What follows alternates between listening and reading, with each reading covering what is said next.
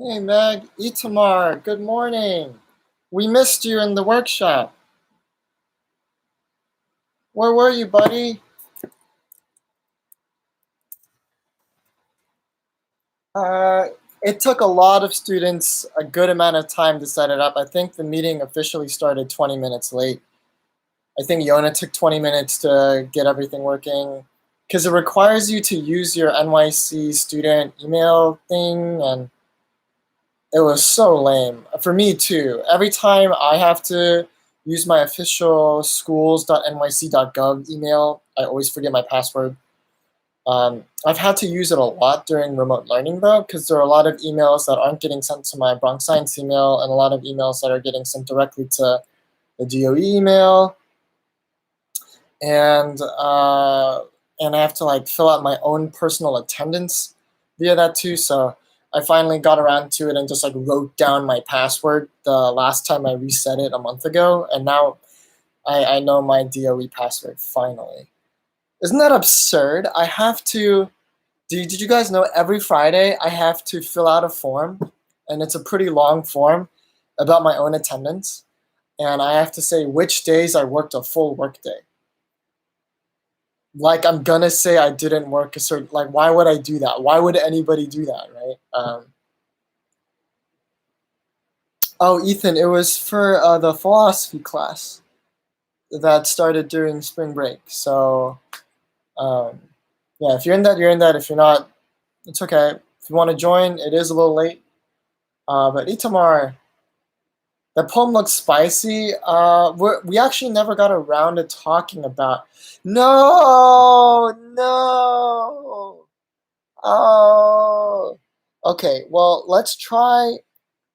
Oh man, we were talking for like an hour.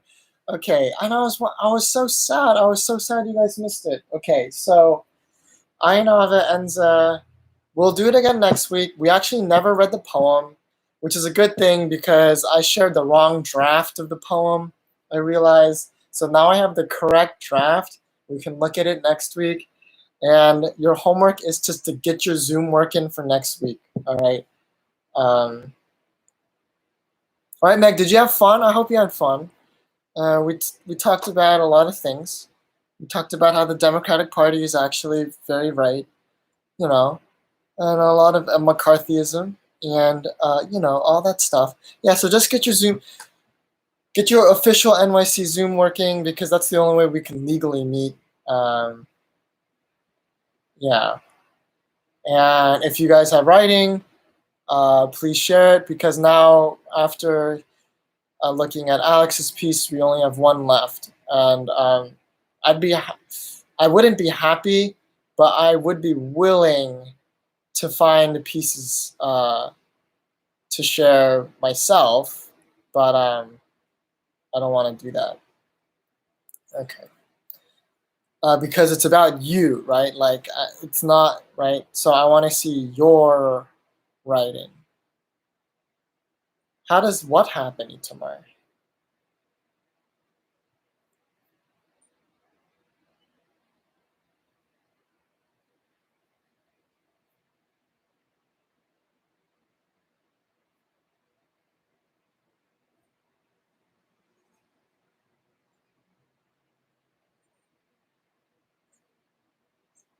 No, I don't think so. Especially if you don't feel particularly a particular conviction with your particular op-ed, right? If you feel like there is room for improvement, or if you're wondering like if your point is coming across effectively or not, feel free to share it, right? That's not recycling, right? What is this, an assignment? No, it's just like something for your own personal growth. So if you're looking for edits or improvements or what you can do better with your writing, then always feel free to share. And it doesn't have to be your whole one. Alex shared like just 2 paragraphs, albeit long ones, uh, of his op-ed.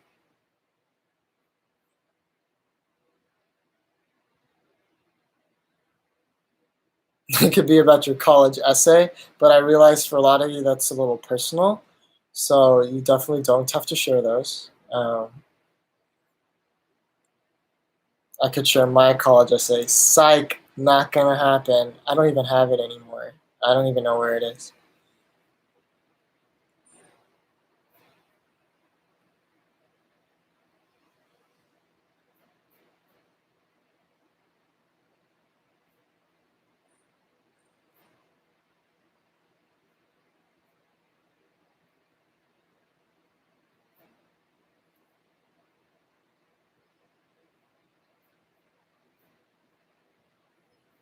And I'm in the process of reorganizing my kitchen right now, so we can't cook. But tomorrow, next week, I do want to make a very special treat. It's my favorite sweet, a carrot cake, but a special carrot cake. I have these small cacottes here, and I'm planning on making a carrot cake in here. So it is a personal sized carrot cake with a lot of caramelization. Can you imagine all the browning that happens in here? Oh yeah, get pumped. Right now, this is just serving as a marker holder for my lectures and for our lectures and stuff. Cream cheese frosting all the way with confectioner sugar, the whites, vanilla, cream cheese, confectioner sugar. Ooh, Lloyd's carrot cake. That's a pretty famous carrot cake. A New York institution.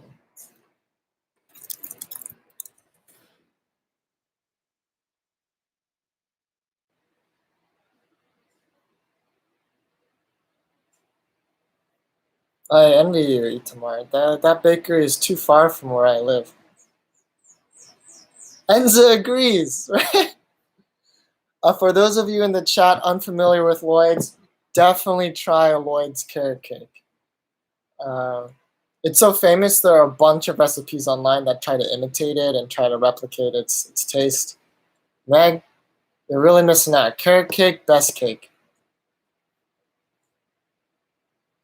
Oh, all you gotta do is ask them, right? Be like, hey, can you make it without nuts? You're allergic to cats and nuts? Hello, Sarah. Nice of you to join us. Yes, there's a Lloyd's in the Upper West Side and there's a Lloyd's in the Bronx. I forget which one's the original. I think the Bronx is the original one.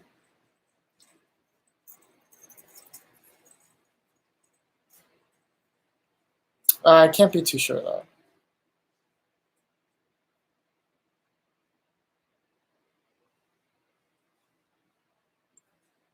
Oh, you're really making. Now I really want to make it today. I'm actually getting super hungry.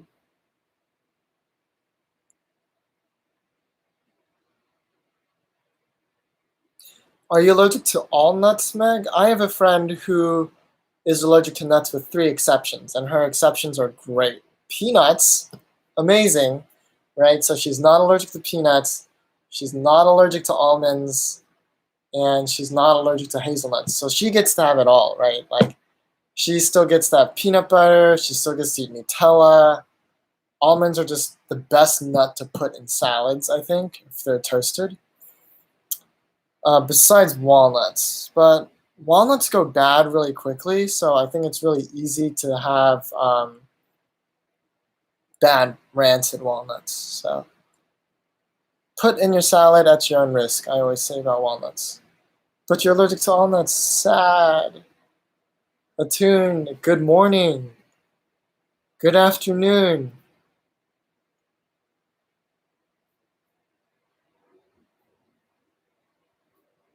Ooh, I want to leave you guys with a particular quote. I know my AP class I talked about Breathless or about the souffle, a movie I watched Wednesday. Here's a particular quote that really stuck out that is related to philosophy, right? So for my students in that philosophy class that missed the open office hours, here I pose a question.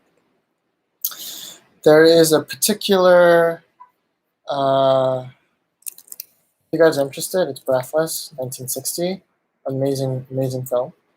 And there's no attachments on it. Like, all you have to do. Did you watch the video, Ethan? Did you watch the stream from yesterday? You basically have to draw this and write down a C and a D where appropriate, and then send me a picture of it, of your own work. That's it. I know it's not a written, like I didn't write it out, but like the instructions are in the video. Yeah, as a reminder for my Regent students. All right, here it is. There's a moment in this film where the female protagonist asks the male lead if he has read Faulkner, because there's a particular passage in a novel by Faulkner where he writes, "If given the choice between grief and nothingness, I would choose grief." Faulkner writes, right?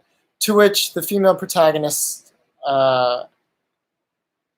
Patricia, asks Michelle, "What would you choose?" To which Michelle responds, "That's dumb. I would choose nothing. Not because it's better than grief, but because grief itself is a compromise. I'm all or nothing. If I can't have it all, I prefer nothing."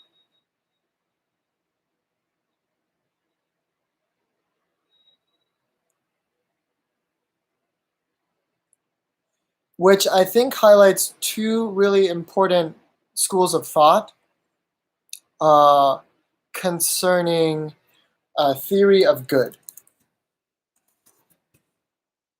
right? Or utility of experience, right? So Faulkner would choose grief, would choose experiencing grief over lack of experience. And Michelle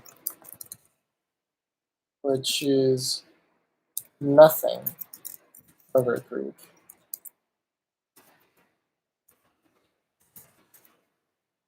And grief is a compromise. Do you guys see like the different schools of thought here? Like what would be the principal premise behind what Faulkner would say, right? Behind Faulkner's argument, like why would you choose to experience grief over the lack of experience? Right? What's the principal premise about that's being said about any experience or all life? And the utility that brings, right? Utility is like a measurement or a quantification of like goodness or happiness. Oh, geez, my water's boiling. Can you type your responses in the chat? 74 degrees.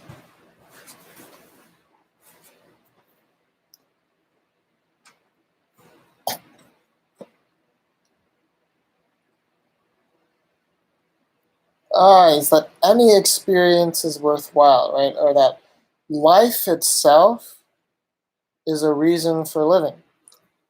Meg writes, "It's better to have loved and lost than..." Meg, I don't think that's entirely what is being said here, because loved and lost is experiencing a positive and then a negative rather than nothing, right? But what this is saying is it's better to experience the negative rather than to experience nothing, right? That experience itself is its own virtue, right? That feeling things, no matter if they're good or bad, is like essentially human. And like, right? And there's so much written about this, right? And it's one of the principal arguments, right, behind a lot of theories of ethics that condemn suicide, for one, right? It's that even if it's a bad experience, it's better than no experience, right? So you should go on living. A lack of experience would be death, right, or the void, like what you experienced before you were born what you're going to experience after you die. Right? That's what nothing is. In this sense, I think, especially like what Faulkner's talking about. Come on, come on. Get out of there.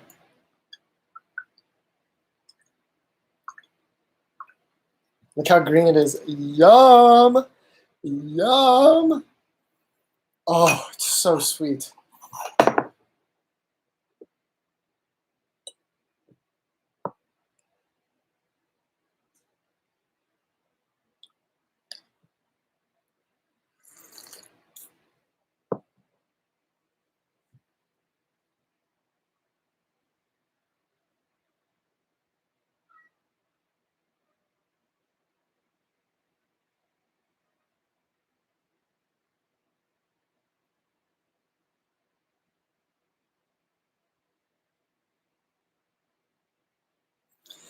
What's really clever here, I think, is that they're both saying the same thing.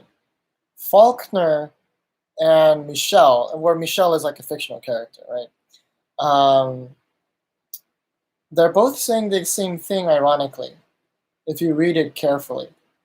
How do you think they're saying the right? How do you think they're saying? What do you think I'm saying by saying they're saying the same thing? This is a more interesting question, I think.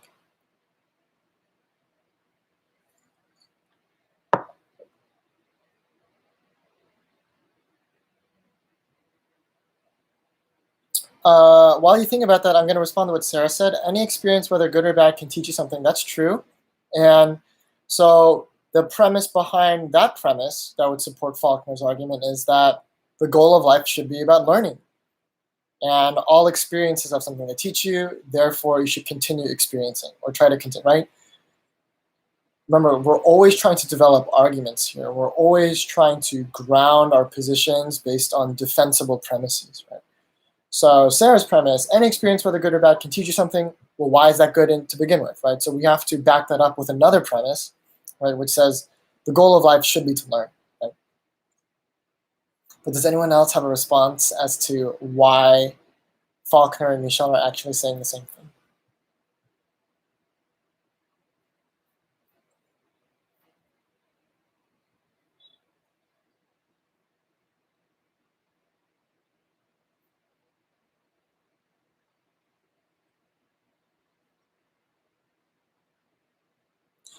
Itama, I never said, whoa. So eventually, right, like you're going to, if you build a premise on a premise on a premise on a premise, like the original one, you're probably never going to be able to prove why it's true, right? And I'm not saying it's true, but that's a pretty basic one that you can kind of start to establish some stuff on. You are going to need to establish a certain set of axioms through which to build.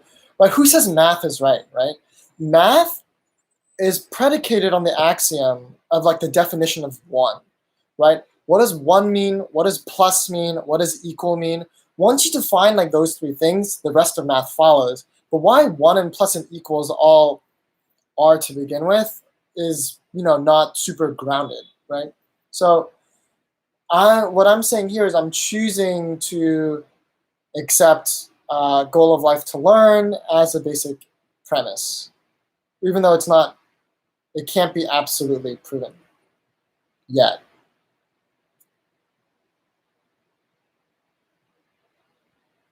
Hmm. Let me frame it a different way.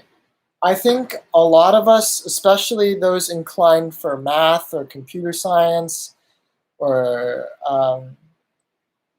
science, right, are quick to, when you look at these three things, grief, nothingness, which is like a void, and happiness, you would attribute it to this.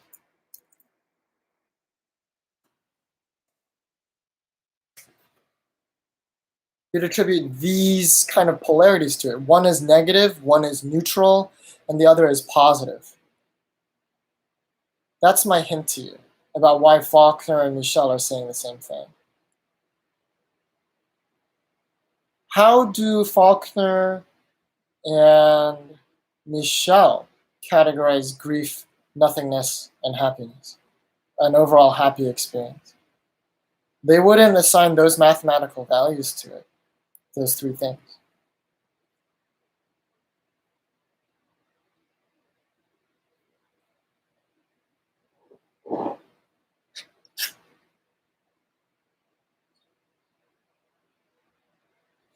Oh, no, Yona, that's a spicy take. That's not what they're saying, though. Having nothingness causes grief.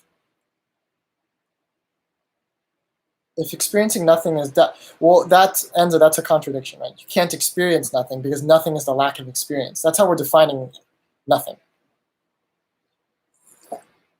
They are not the same.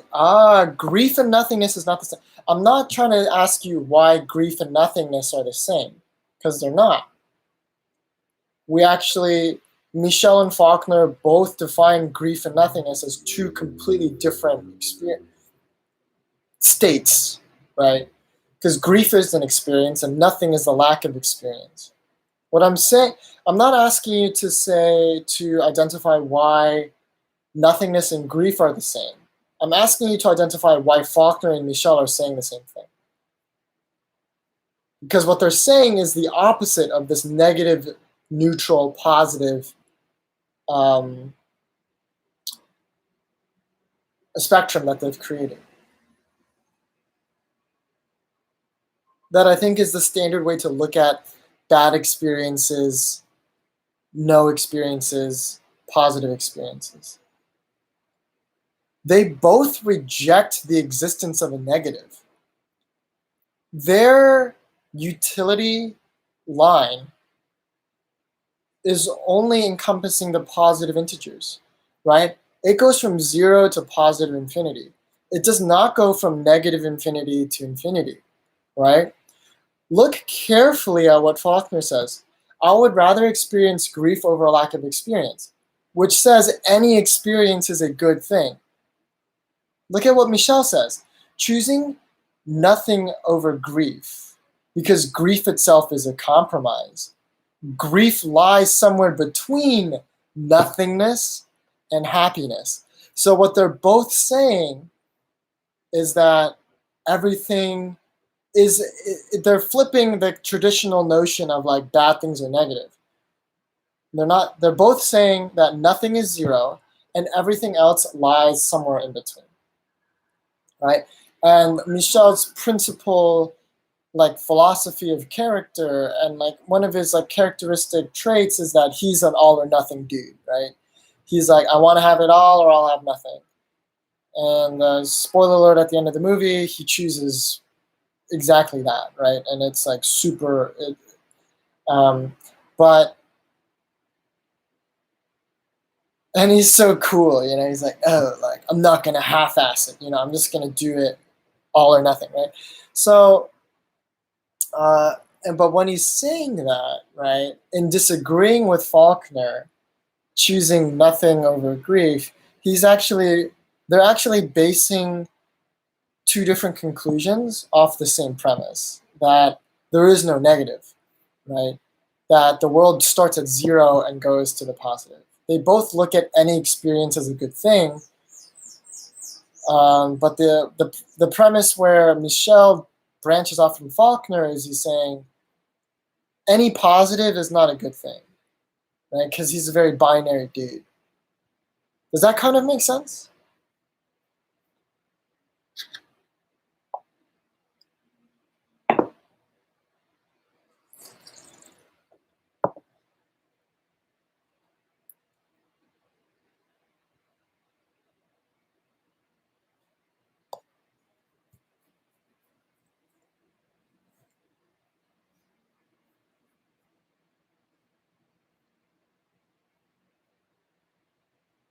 Mathematically, it doesn't at all. If you add two small positives together, you're going to get a bigger number. If you add a negative to a positive, you're going to get a smaller number. It's constructive versus destructive interference. You dig?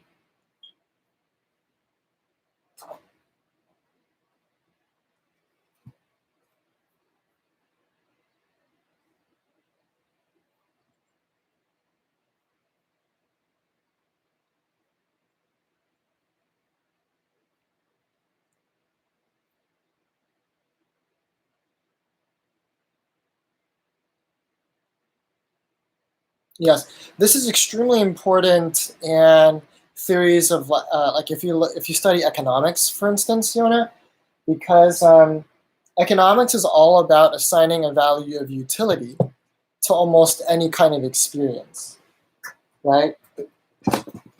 If you're confused about that, it's like when people pay for food, right? They're not paying per calorie.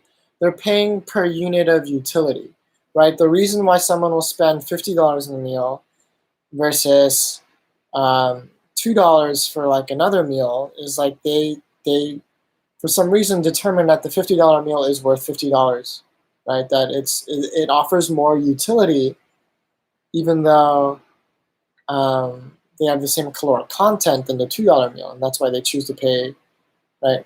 It's with anything, anytime you pay for an experience, which in itself is just so disgustingly corporate and blah, right? Um, but it happens, right? Like you pay to go ice skating, you pay, whatever, right? Like, where am I going with that? Is like the whole field of economics is about basically assigning is trying to quantify things, right? And when you do so, there are certain things that produce negative value, and that's completely different than talking about things with positive value. For example, air pollution, right, is known as like the most textbook example of like a negative externality, right? That actually causes negative utility. It shortens people's lives. It decreases the quality of life that you are alive for, right? Like with like asthma and like lung cancer and stuff like that. Blah, blah, blah, blah, blah, right? So, no.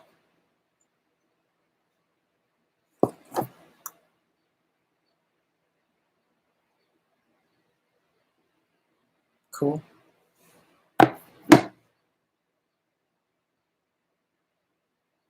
Do they kind of switch which is the definition of negative and zero? Meg, I would say they both force you to look at a paradigm shift, right? And it's to look at they look at the world without any negatives. They've created a world without negative experiences. Right?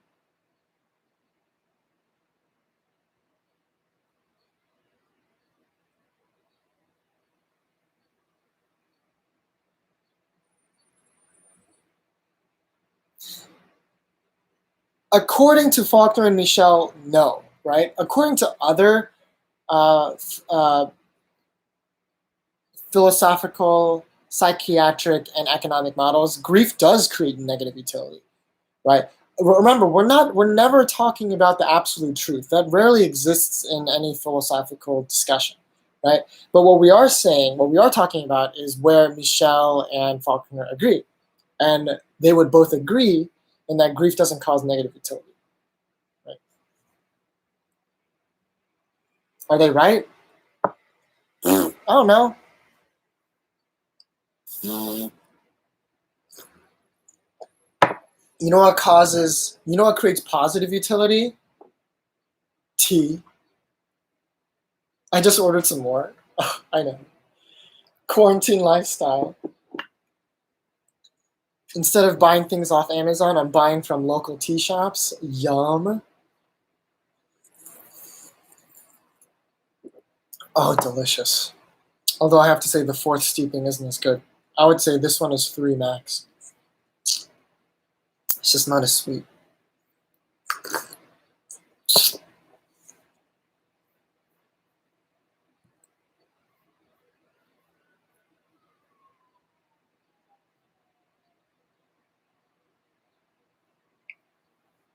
There's still a spectrum, so by comparison, some things are better than others. Exactly. Eric, hello. Hey, nice, Yona, +1. Very nice. Everyone type in +1 in the chat.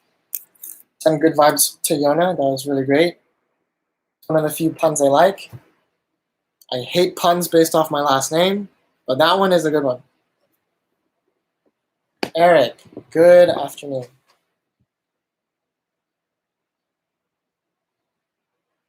Don't let it get to your head, Yona, okay? Um, Eric, how have you been?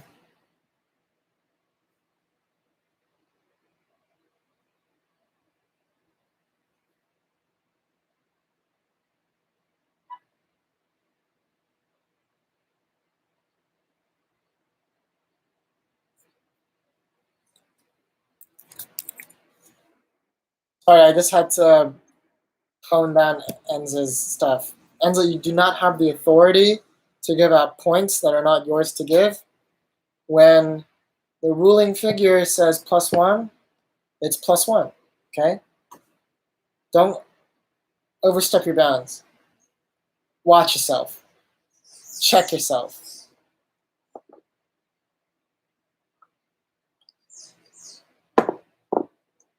Eric says, I've been pretty good, studying for APs and such, watching the streams later in the day when I can. Good for you, Eric.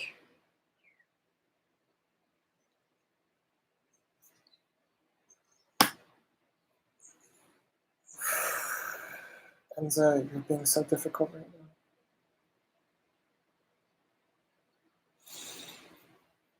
now.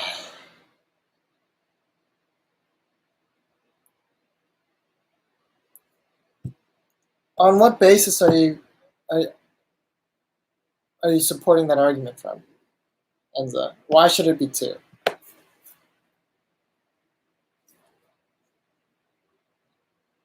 Eric. How's your family? How's your mother?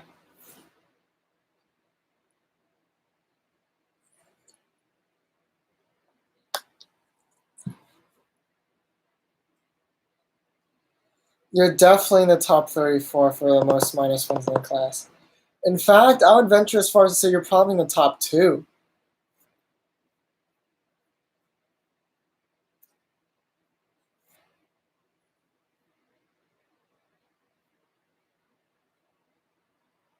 Is she wearing that Lululemon jacket?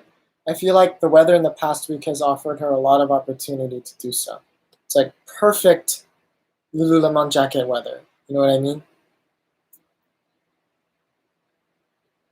Because Yona's pun included 2 things. T.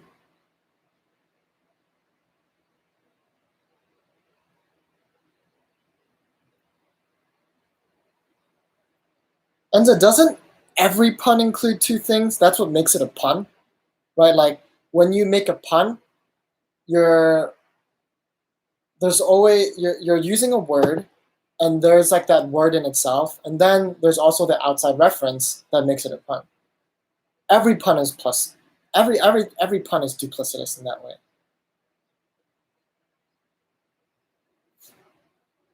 That's what makes a pun a pun.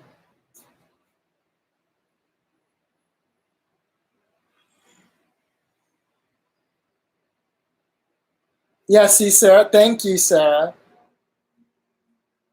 Every pun needs at least 2. So the baseline pun is 2.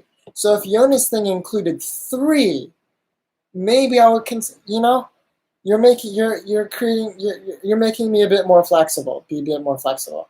I am now in the future willing to give +2, but now that we've kind of established the conventions and norms around puns, only if the pun references 3 or more ideas.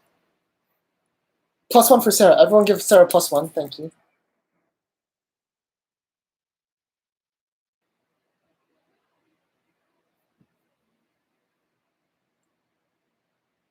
Oh, Atun, you're watching it a little late. I see. That's funny.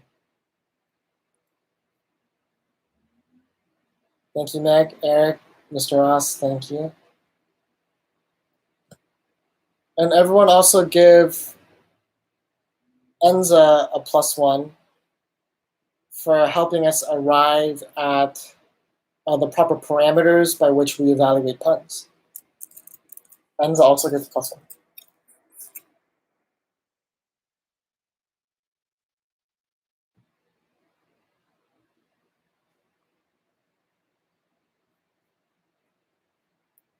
One thing that's fascinating to me about almost any classroom and every year and every specific class is the types of subcultures and norms that develop.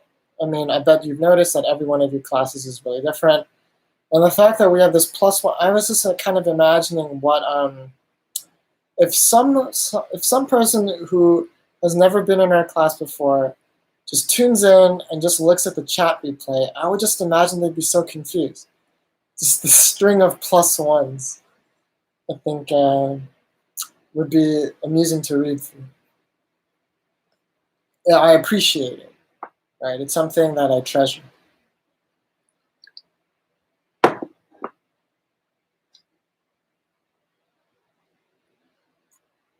What do I want for lunch? Oh,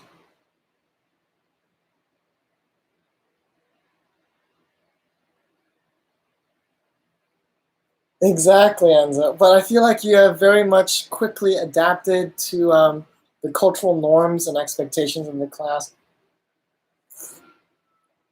You want one, Eric?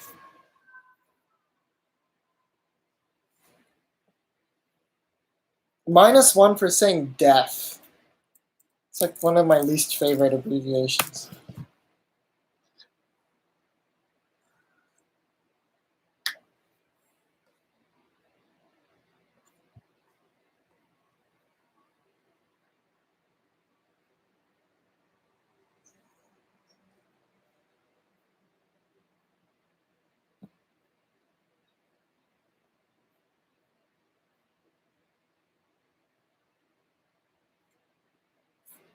Yeah, way to go, Sarah.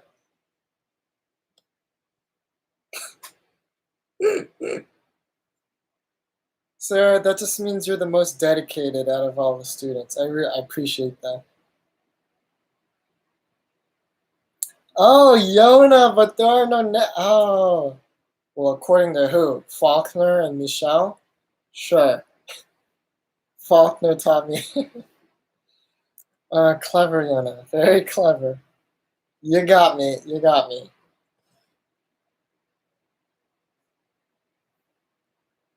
Beaten at my own game. Oh no.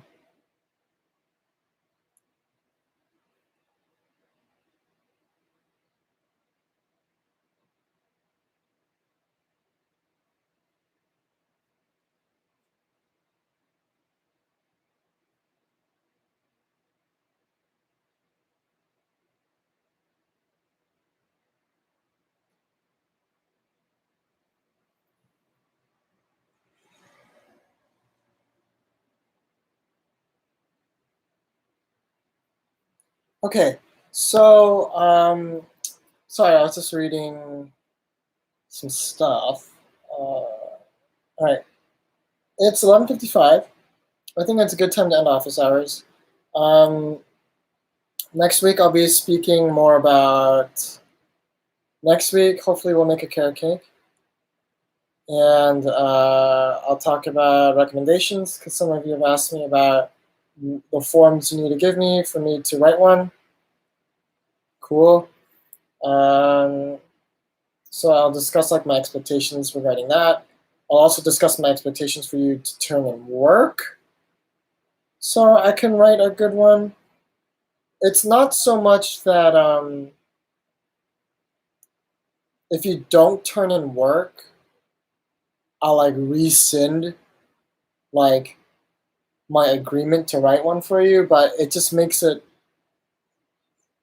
harder for me to write a strong one, right? If you are behind on your work.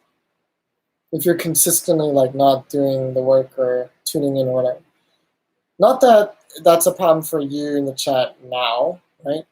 For my philosophy students, your homework is just to get your Zoom working. I would recommend for the rest of you to also do that because there's a good chance now that Zoom is allowed again that your teachers will start using it again. And yeah. I'm sorry, Enza Itamar Ayanaba, that you missed Enatune, that you missed the office hours before, the philosophy workshop. But hopefully we'll get that working next week. Okay, so for those of you with a last AP exam today, good luck. You will do just great. I guarantee you're going to score above, you're going to score between 1 and 5. And you should be happy with that. Okay? Have a wonderful day. And a great weekend. Actually, someone in the chat, tell me, do we have class Monday or not? Am I supposed to do something Monday or not? I don't know. And I know I can ask my coworkers about this, but I'd rather ask you. Like, do we have school Monday?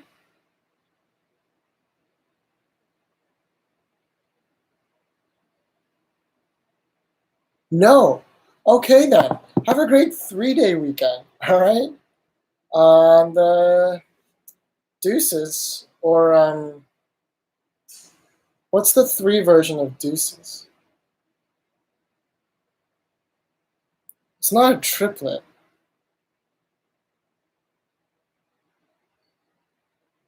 A thrace? No, a thrace is actually 2. I don't know. Well, have a great 3-day weekend. All right, guys. Bye.